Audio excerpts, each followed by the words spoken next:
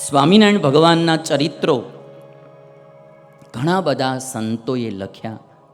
એમાં એક સૌથી પહેલું સંસ્કૃત ભાષામાં સ્વામિનારાયણ ભગવાનનું ચરિત્ર લખાણું, જેને સત્સંગી જીવન ગ્રંથ કહેવામાં આવે છે.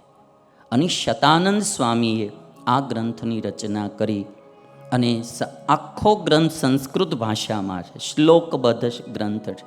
અને એમાં શતાનંદ સ્વામીએ સ્વામિનારાયણ ભગવાનના ચરિત્રો લખ્યા. અને શતાનંદ સ્વામી મિથિલાપુરીના હતા, જનકપુરીના હતા, ત્યાંના બ્રાહ્મણ હતા. પ્રગટ ભગવાનની ખોળ માટે નીકળેલા કે મારે આ મનુષ્ય દેહે કરીને પ્રગટ ભગવાન મેળવવા, મારે કોઈ ભગવાનના અવતારને ભેટવું, ભગવાનને ભેટવું, એવા ભાવથી પોતે મિથિલા નગરીમાંથી નીકળ્યા. ફરતા ફરતા ગુજરાત આવ્યા અને ગુજરાતમાં ડભાણમાં એમને સ્વામિનારાયણ ભગવાનનો યોગ થયો. સ્વામિનારાયણ ભગવાનના દર્શન કરતા એને અંતરમાં શાંતિ થઈ અને એમ થયું કે જરૂર આ કોઈ અવતારી પુરુષ છે. અને ત્યારે એમને શરણે થયા, દીક્ષા લીધી, નામ શતાનંદ સ્વામી પાડ્યું. અને કહે છે કે મહારાજ, મારે તમારી સેવામાં રહેવું છે. સ્વામિનારાયણ ભગવાન કે તમે ગઢપુર જાઓ અને ત્યાં જઈ અને તમે શાસ્ત્ર રચના કરજો. અને શતાનંદ સ્વામીએ ભગવાન સ્વામિનારાયણના જે ચરિત્રો એ સંસ્કૃત ભાષામાં લખ્યા. અને જ્યારે લખવાની શરૂઆત કરી ત્યારે શતાનંદ સ્વામી એમ કહે છે કે જે મૂળ ઈશ્વર તત્વ છે એ જ આજે સ્વામિનારાયણ ભગવાન રૂપે આ પૃથ્વી લોકમાં પ્રગટ થયા છે. અને શતાનંદ સ્વામી લખે, દેવાનામપિ યો દેવઃ ઈશ્વરાણામ તથેશ્વરઃ કાલસ્યાપિ યઃ કાલઃ કારણાનાં ચ કારણम् સયેવ સાક્ષાત ભગવાન સ્વામિનારાયણાખ્યયા પ્રસિદ્ધોસ્તિ સમાં પાયા હરિ સર્વાંતરાયત હરિ સર્વાંતરાયત. શતાનંદ સ્વામી લખે કે જે દેવાનામપિ યો દેવઃ, જે મૂળ ઈશ્વર તત્વ છે, દેવોના પણ દેવ છે, ઈશ્વરના પણ ઈશ્વર છે, કાળના પણ કાળ છે ને કારણના પણ જે કારણ છે, એ જ ભગવાન આજ આ પૃથ્વી ઉપર સ્વામિનારાયણ ભગવાન રૂપે પ્રગટ થયા છે. દેવાનામપિ યો દેવ ઈશ્વરાણામ તથેશ્વરઃ કાલસ્યાપિ યઃ કાલઃ કારણાનાં ચ કારણં સયેવ સાક્ષાત ભગવાન સ્વામિનારાયણાખ્યયા પ્રસિદ્ધોસ્તિ સમાં પાયાત હરિ સર્વાંતરાયત.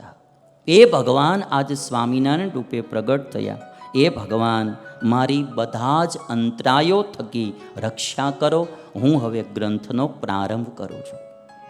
શતાનંદ સ્વામી મંગલાચરણ કરતા કહે છે, શ્રી કૃષ્ણાય નમસ્તસ્મૈ યહ સાક્ષાત ધર્મનંદનઃ ભુવિ ભૂત્વા હરત્યંતસ તમસ્તમૈવાંશુમાન.